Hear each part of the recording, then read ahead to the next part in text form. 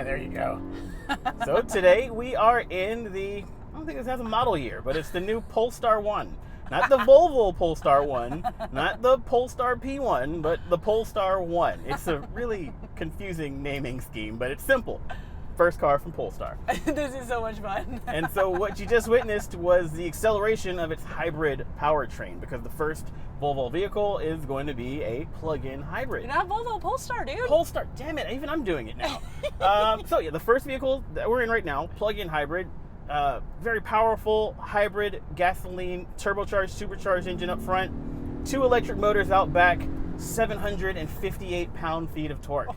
And now you're getting a taste of those big old beefy Akabono brakes with rotors bigger than my Miata's wheels. Isn't that funny when you see that? You're like, wow, there's a lot of mass to stop here. Yeah, well, it's with all the batteries in the hybrid powertrain, it's a 5,100 pound car. Yeah. Which, on what we're doing today, everyone's a critic. We're going to be taking some of your feedback from our previous first drive of this vehicle, when our editor-in-chief, Tim Stevens, drove a very early pre-production version. And we're also going to be taking the automaker to task about some of the flowery language that they use in their press releases. And I can't wait to hear what the manufacturers say, because, you know, Volvo, like, they're just Polestar. God, that's going to be so hard, dude. I wonder if Lexus had this much trouble in the first year. I don't think so, because the LS didn't look anything like anything else in Toyota's lineup at the This time. looks a lot like a Volvo. It's a hell of a lot like an S60 Polestar designed. All right. Okay, so what do the manufacturers say? So here we go. An electric performance hybrid, engineered without compromises and designed down to the micron.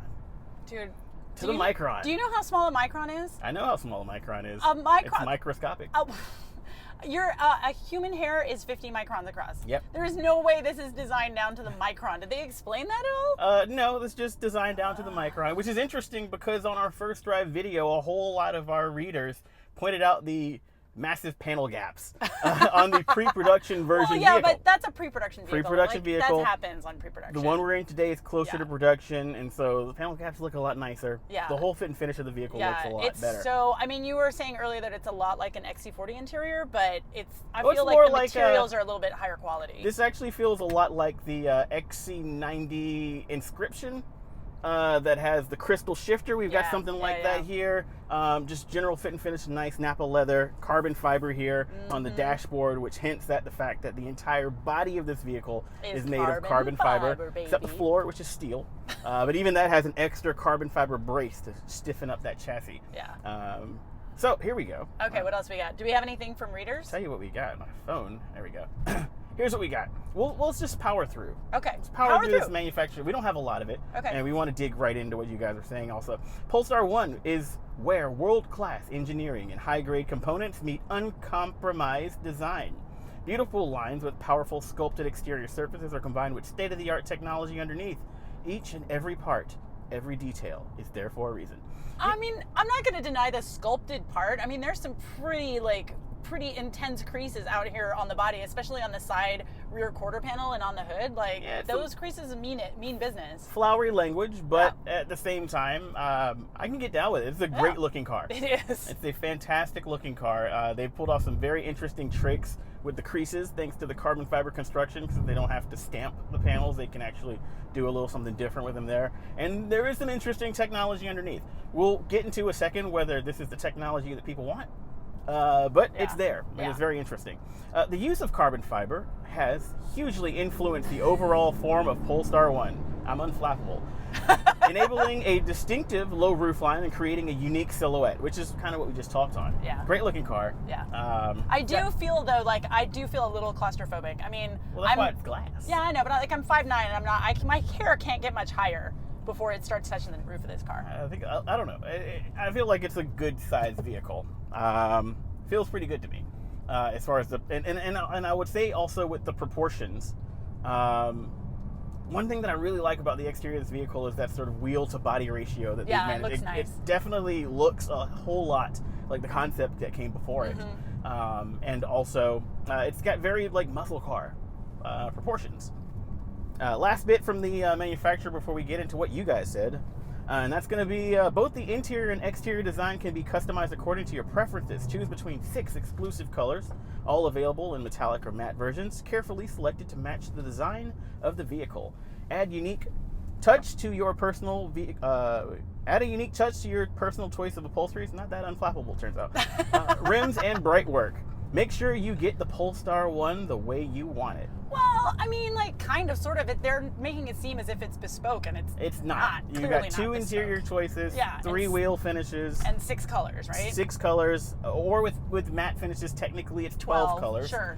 And then you got the choice between matte or glossy black trim on the outside. So not super bespoke. There aren't even any options to get on this vehicle. When you pay your $155,000 for the Polestar 1.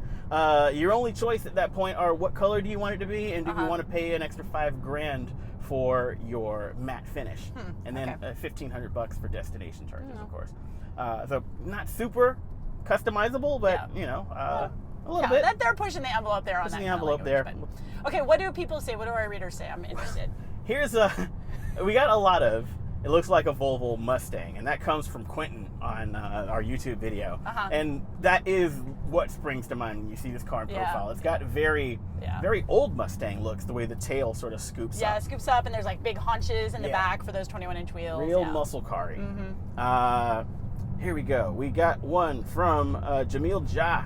Great looking car, but 5,100 pounds? Yowzers. There are pickup trucks and full-size SUVs that weigh less than that. Yeah, but this thing has so much power, though, that overcomes a lot of the weight. And plus, you got to have batteries. I mean, you got to have batteries. Center of mass has a lot to do with how cars feel. But let me ask you, like, Tim, when he drove this car earlier this year, said you can't really feel the weight in the corners. I didn't really feel like this was a heavy car when I was driving it. How do you feel? No, I don't feel like it's a really heavy car. I mean, because I have plenty of like mid-range torque because those electric motors kick in. So I don't feel any of that. I don't feel like it's going to get out of sorts with it because all of that mass is down low. And then when I just tap on the brakes, these brakes are amazing. And they really bite in and they slow it down really quickly. Let's see here. There's an interesting one. Okay. What is the point of this car? That comes from the one Anton. Not me, Anton. Well, the point of this car is that it's the first car from Polestar, and it's a super turbo plug-in hybrid with like over 700 pound-feet of torque. Well, I think that sort of speaks to what a lot of people, when there's a sticker shock with this vehicle. When you see $155,000 and you see 700 pound-feet, and then you see 5,000 pounds, your mind starts going like, is it supposed to be a performance car? Is it supposed to be a luxury car? Like, is this a Maybach, or is this, an AMG? Like, what is the vehicle trying to do? And I think there is a little bit of confusion in Polestar's messaging there, especially for this first one out. I think that when they get into the P2, the P3 further on, as they just start making volume electric cars, the price gets a little bit lower because those aren't going to be full carbon fiber vehicles. What Polestar is trying to do will start to make a lot of sense. But this one, it's a weird one. And Polestar, the brand, it's going to be a big branch in the middle of the road. I remember that on the way up, and I was like, you need to remember where that is. Polestar wants to do all plug-in hybrids or fully electrics, right? We're not going to see just internal combustion. It's an electrified brand, and so far they've announced this PHEV and one fully electric model, which is their the two, which is volume sort of Tesla Model 3 fighter compact SUV sort of looking thing. So I believe going forward we might see a mix of plug-ins and fully electric. But everything, but nothing is going to be just an internal combustion engine. No, that's not the point of this brand. So I guess that's kind of the point. Yeah. Here we go. There's one from I cannot. Empinotes Paul. So basically an i8. No. The i8, the i8 looks wrote checks that its performance could not cash. Right. I really enjoyed having the i8, and as soon as you got it up to speed and in the corners, it was a freaking blast, and I love the way it looked. But it didn't have the torque off the line at all that this does. This thing is way more fun when you put your foot right into it. When the i8 only had that inline 3. Yeah, it was like a 1.4 liter or something. Yeah, it was a series hybrid, sort of like a Volt. Yeah.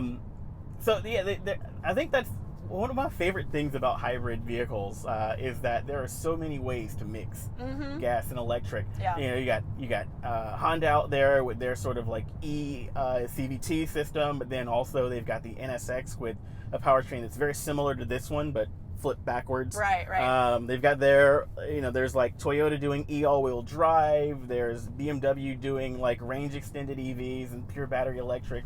It's the Wild West when you say that something's a hybrid. Like, what the hell's happening? Yeah, what under does the it hood? mean? Yeah. And I just find that so interesting. Yeah. But this powertrain is more like the NSX than the i8. Yeah. And then the i8 is great. Yeah, I think it was a good design study. I think it was a good thing to see if BMW drivers would go for a performance hybrid. I just don't think that the performance part of it went far enough at all. So here's one from Hugo Fernandez talking about the way I saw an XC90 T8 pull out of a junction. I have no doubts in the performance of this car. That thing flew like a rat after eating a ghost pepper. I just liked rat after eating a ghost pepper. That's the only reason your comment's in here. But yeah. Yeah, and another reason why I really like these super turbo, the super turbo power plant, well, and with the hybrid as well, is that if you are someone that lives up in altitude, you don't face any penalties by any reduction in power. You're at 12,000 feet at sea level, you're going to get the same amount of power under your right foot, which is really nice for those people who are living in colder weather climates. Yeah, the forced induction definitely solves a lot of problems, and the interesting way they have this one sort of working as a supercharger off the line, and then a turbocharger when it kicks in, along with the sort of extra grunt of the electric motor up front doing assist, the two electric motors at the rear doing their thing. Really good performance. And there's almost no gaps in the power. No. And everything has been really seamless. There's an 8-speed automatic transmission on the front axle, and I've not noticed the shift all day, even when I was hammering it. No, not at all. Here's one from Martin Hubinet. Says, for sakes, anyone, please just mount a long inline engine in the front of a car, run that power to the rear wheels, and then use the remaining engine bay space for 2 electric engines for the front wheels, and slap batteries in the rear for weight distribution, torque vectoring, regenerative braking, and all-wheel drive. How has no one thought of this? It's the perfect sporty setup. I don't... Your heart's in the right place, and that sounds like it would be friggin' awesome. Because you'd be able to basically perform like the NSX. Yeah, that would be nice. But the thing is, the NSX has its engine amidships rear, because in your setup, there's a drive shaft that runs down the middle of the vehicle, and you also have to cram 2 electric motors in the engine bay with a gasoline motor, which already takes up the whole engine bay in most cars. You could have a really, really tiny engine, like a little little 1-liter 3-cylinder. Ding, ding, ding. Sounds like what you want is the NSX's powertrain, and I think everyone will agree. Yeah, Midship engine is better than front engine. Yeah. But yeah, again, awesome comment. I definitely like where your heart's at, where your brain's at there, but it's already been done, just without the drive shaft. Just go get the NSX. Yeah, the NSX gets a lot of flack. No, well, you know what? Honestly, I haven't had a chance to drive the NSX because I've driven it twice. I know, that's not fair. I don't think I was in town. And it's awesome. It's awesome, but it's one of those cars where you get caught up in the numbers and you miss the point of the car. So what would you rather have then? I mean, I know you've only spent a couple of, a few hours in this car. Would you rather go this or NSX? NSX. Big engine? Oh, well, if I'm spending that much money on a car, it should look like it should look like the future. Should look like the future. Yeah, I mean, the NSX is also, it bends more in the performance direction. It has a very similar setup to this vehicle, but by flipping the powertrain, by being low weight. Yeah, and I would definitely feel more comfortable taking an NSX onto the track or an autocross than I would with this. But this vehicle is a really good, I think this would be a better daily driver, especially with that plug-in hybrid powertrain, with the ability to use full. Let me put you back on that gasoline engine. Yeah, please. I'm gonna put you in power mode. Ooh, power mode. Especially with the ability to. With the ability to have basically 2 cars in one here, like a very quiet but sporty vehicle, but still also like a bit of a monster when you want it. Yeah. It definitely makes a better daily driver. Yeah. Okay, we've got a straightaway here, so I'm gonna take it because it's gonna be fun. I'm gonna attempt to read a question while you do that. Okay, wait. Are you ready? Well, we got a couple of. Oh, wait. Is that a cop? No. You got to tell me if you're a cop. Okay, you ready? 3, 2, 1. Oh, my foot is to the floor, and that's too fast for this road. Not bad. No, that's not bad fun. at all. That actually sounds really good for a 4-banger. Yeah. I mean, not a lot of noise gets into the cabin, but again, they're not going for that performance car feel, and you can just hear it just enough of the engine to be like, freaking awesome, but not enough that you're like, oh, sorry, neighbors. But so, on the subject of the powertrain, we got a couple of responses from 2 readers that asked the same. Actually, a lot of readers, but here are 2 that stand out. I'm disappointed that it's not fully electric by Devil Gaara 8. But why is it a hybrid? Just make it fully electric by Rick James. Rick James, like super fan? That Rick James. I didn't know he was specifically really him, not some random person on the internet who used Rick James their YouTube name. But yeah. Well, but I mean, we've already talked about that. Like, that's what's going to happen with the Polestar 2. Right, but I think with this vehicle, you've got a contingency of people who got excited about a car that looks like this but is fully electric. And that's what the Polestar 2 is going to be, right? Yes, but the Polestar 2 is going to be like a kind of cutesy compact crossover. It's not going to be this. It's not going to be, the e-tron GT. No, but also there's a lot of people in this country that they don't live near infrastructure where they can have a fully electric vehicle. Whereas different strokes for different folks. I agree 100% with you there. Like, there are different types of powertrains that work better for different people. Yeah. We just got a charger at the house. I'm super stoked. Yeah, so I'm just going to take this home and plug it into my level 2 charger. You're not taking this one home. So along the lines of like disappointment in this not being an fully electric vehicle, we asked from the Roadshow account on our YouTube video, which would you rather have? This hybrid Polestar 1 or the upcoming electric Polestar 2? This one. Well, let's see what the reader said, Emme. Well, it was split 3 ways between a third of the people wanting the Polestar 1, a third of the people wanting the Polestar 2, and a third of them wanting like a Charger Hellcat. A third of them wanted neither. They were the most often cited vehicle was a high performance Tesla, because I think a lot of people, again, that's probably that contingency of people who have a bunch of money they want to spend on a performance vehicle, but they feel like a plug-in hybrid's a half step. Here we go. The external is clean and classic with nice light attributes. The powertrain is as sad as an engine should. Wait, the powertrain is sad as the engine should be unique, extra special for this price category. They probably regret going with the hybrid as their timing for BEV was just a bit off. They should make a 2.5 second BEV in the next version to justify the price. That comes from Roy McClellan. What is the 0 to 60 on this? Do you know? I don't know. You want to find out? No, we already just did that. I mean, we are on a public road, I don't have that number off the top of my head, but we do have a full first drive and a second drive on the roadshow.com, and then we've also got an in-depth drive from editor-in-chief Tim Stevens, where you can find out a little bit more info. This is more of a feedback show. Hassan Gur says, ugly, boring, and slow. Well, so disagree with all of that. Yes, absolutely. Who in their right mind would choose this crap over an M8 or an LC500? Those are like totally different cars. Yeah.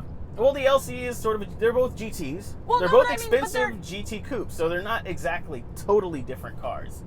But I think that also sort of falls in that neither one of those is as exclusive as this. Yeah. There is somebody who wants to get this first fully carbon fiber Polestar vehicle and add it to their collection and sit in a garage. That's so sad.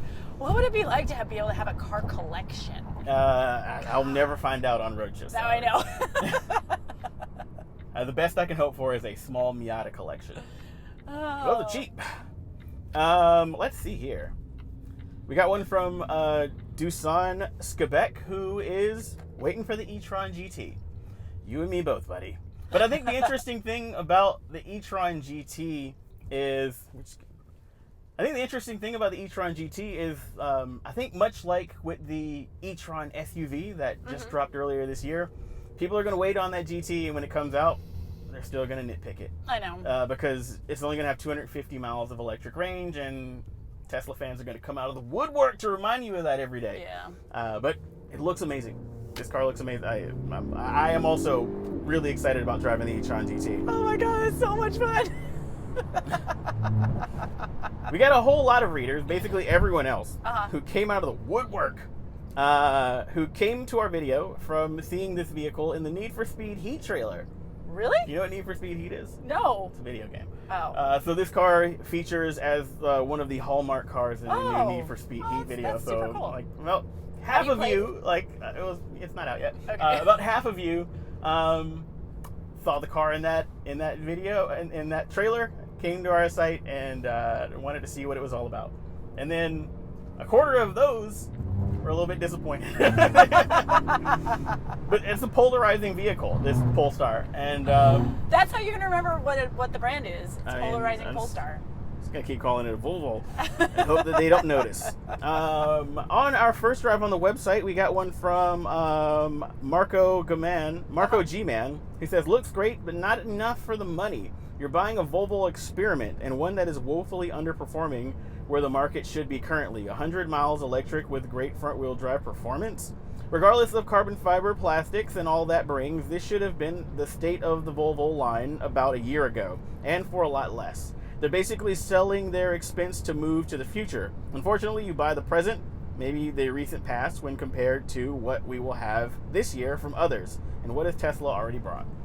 That's actually a pretty... It's a pretty good comment. It's a well thought out comment. Yeah. Glad you took the time to leave it. And I mean, I can understand that sentiment. Yeah. And it's definitely one that a lot of our readers share, that the state of the art is EV now. Mm-hmm. People get excited about EVs. I am excited about the upcoming Toyota Mirai because I'm still a hydrogen dude. And so it's just, I think people in their head when they hear hybrid, they still think Prius. Yeah. They still think boring, sitting in the fast lane at 55 miles an hour with no get up and go, and blah, blah, blah. I think also, and that's not what we've got these days. People's notions about the architecture of this vehicle, what with the gasoline engine only being connected to the front wheels, the first thing they think is it's front-wheel drive car. All the time, but it's actually mostly rear-wheel drive, and the front-wheel drives only kick in when they're needed, or under performance mode, it's actually more of a 50-50 split. Yeah.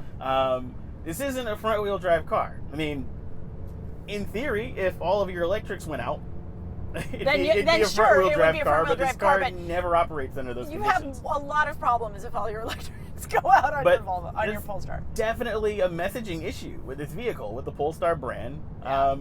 And you got to think that somebody on their team is like scrambling right now. Like, you know, we put out this really high-performance hybrid, and everyone's talking EVs.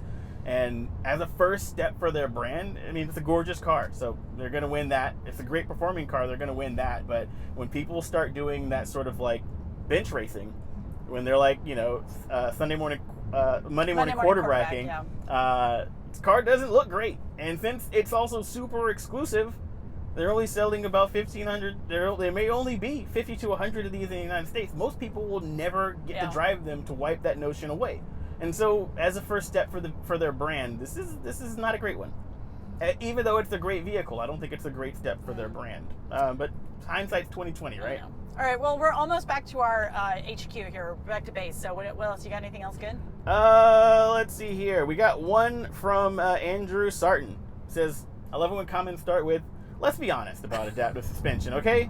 It's okay for rental cars, reviewers who give the car back right away, and the well-to-do, but a $400 Corner Plus installation is expensive pain in the ass.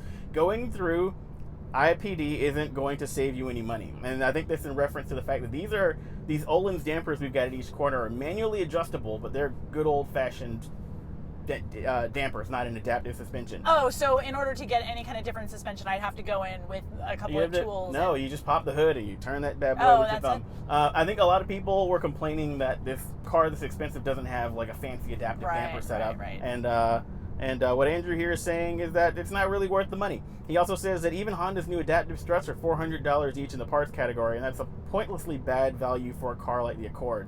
I think if you're spending $150,000, you probably got money for struts on this.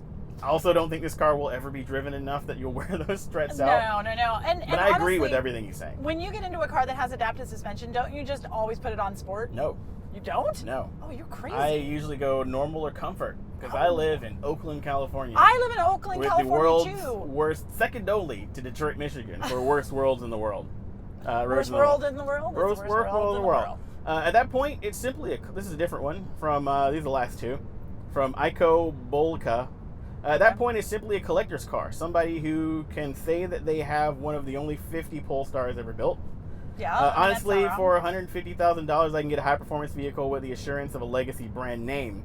If you're a new car maker and you want to establish your brand, you sell average cars that perform above average, a la Kia. Put that in there for shout out to somebody who clearly appreciates the Kia Stinger as much as we do. Yeah, the Kia Stinger is really good. Yeah, the Kia Stinger, I don't think it did as much for the Kia brand as they were hoping it would have. I don't think it sold as well, but it's a fantastic car. It's so much fun. Yeah. But again, it doesn't matter. Yeah. We're not talking about the Kia Stinger. We're talking about the Polestar. Yeah, tell me about the Kia Stinger. We got time. Well, the only thing I didn't like about the Kia Stinger is that you had to put it into sport mode to get anything out of it. It was the first thing I did was start the car, click over to sport mode. Well, that's the point of sport mode, isn't it? Yeah, but comfort mode was just such a drag. It was like a comfort mode. But it was not even. It rode more comfortably, but the throttle was super muted and the shifts were lazy, and I was just like, this is Sounds terrible. like you would like the BMW M5, which is entirely too firm, even in comfort mode. I think that's the point of drive modes. If the car doesn't feel different between the modes, then what's even the point of the modes? Yeah, but it was too comfy. It was too much. I've never in my life been too comfy. All right, last one. Okay. Funny thing, I owned an S60 Polestar. This is from Pimnid, P-M-I-N-D. I pronounced that wrong. Funny thing, I owned an S60 Polestar for about 3 months. And just like this car, the power delivery was impressive, but the transmission was abysmal. Just like this car? Nope. Not driven this car. It was really, truly terrible. I had assumed it was just because Polestar had to work with the existing S60 platform, but here we are again. No, we already talked about how the transmission on this vehicle is transparent. I don't know if maybe other people have had other experiences, but I do have a manual mode here. Is this a flip over or just a click? You got paddle shifters that you can use for them, but yeah. I mean you don't affect the electric motors at all with that. So. Yeah. I mean, but the paddle shifters are. I feel like that's like the equivalent of hopping in a Tesla and saying like, it doesn't change gears fast. Like it's not really the point of gears. But the other thing is that this PMID, whatever. The other thing that this person brings up is that you stay right there.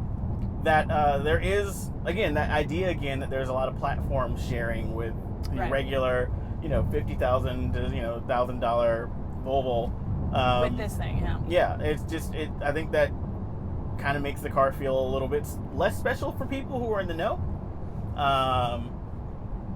And so but when I spoke to Polestar and I raised that concern with them, it was pointed out to me that only 50% of the parts in this vehicle are shared with any other Volvo vehicle. Oh, really? The other 50% are bespoke Polestar bits.